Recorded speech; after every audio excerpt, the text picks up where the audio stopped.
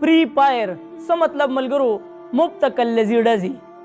پری ملګرو پری خو تاسو پیژنئ چېرې وایي یو انسان بل ته وایي ته پری وایي ته کوه چې څه دې خوښوي او پایر څه ته وایي ډزو ته وایي نو پری پایر مطلب څه دی ملګرو مبتک الذي ډزي دا پری پایر چې کوم گیم دی ملګرو نو اوس په ډېر ملګري په ما باندې هم تنقید کوي ځکه د پری پایر شوقیان وي او کله چې د پری پایر شوق پبجي یا ټیک ټاک نو چې د دې باره کې ته ویډیو کې نو هغه ملګري خفه کېږي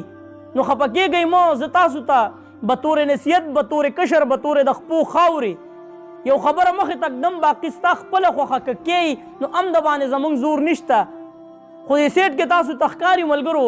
یو نوی اپډیټ راغلی دی چې په هغې باندې د الله جل شانه مبارکه نامه ده په دې ولي باندې ولې لیکلی دی دا ما ته د پری پایر پلیر راولېږو او هغه ما ته دا وویله چې نوید بھائی ما خو ډیلیټ کو کله چې ما دا نوم ولیدو نو ما ډیلیټ کو خو دې کې به اوس داسې ډېر خلک وي چې هغه به وایي و یاره دا نه دی د الله جل شانه نوم خو د دغه هلک په زړه کې د الله جل شانه د نوم مینه وه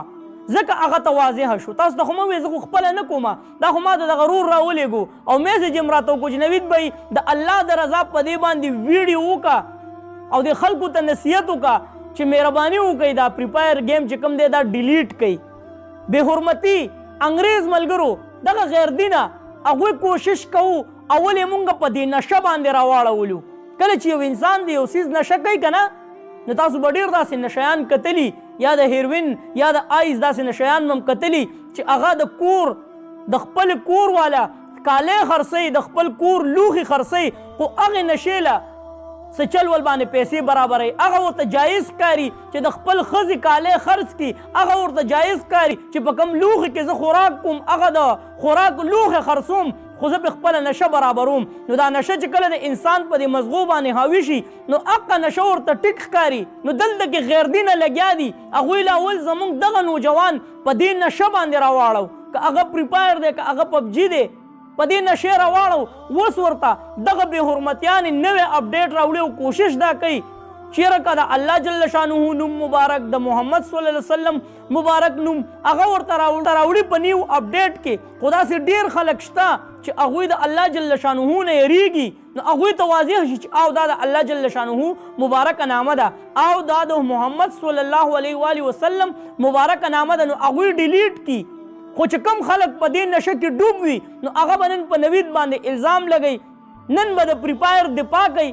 او نوید ته به ګوته نیسي وایي ته په غلط یې بیا تاسو ته ما وویل چې د کم څیز سره ستاسو محبت سیوا وي لکه زه به تاسو ته وړوکې غوندې مثال درکړمه چې کله ستا د الله جل شانه د نامې سره محبت وي نو ته سترګې پټې کا او هسې ځان سره ذهن کې راوله تا ته به د الله جل شانه هغه مبارکه نامه لیکلی کېږي دې سره ستا مینه ده تاسو ته دا نه ښکاري چېرې دا د الله جل شانه مبارکه نامه ده په هغه خلکو ته به نه ښکاري چې کوم د پری پایر شوقیان وي کوم د پری پایر سره د حد نه زیاته مینه ساتي هغې ته به نه ښکاري بیا داسې د پری پایر او د پبجي شوقیان به تاسو کتلي ملګرو چې هغه د خپل مور او د پلار نافرمانه وي او ورته ټیک کار ښکاري چېرې د مور او د پلار نافرماني کوم دا گیم ټیک دی گیم به کوم او د مور او د پلار نافرماني نو دا نشه زموږ په دې مزغو دومره حاوي شوې ده خو دا گیم چې چا جوړ کړه خدای تباه و برباد کړي زموږ نوجوانان یې تباه و برباد کړل نو که چېرې د پری پایر شوقیان وي یا د پبجي وي نو مهرباني وکړئ چې زما نه خفه نه شئ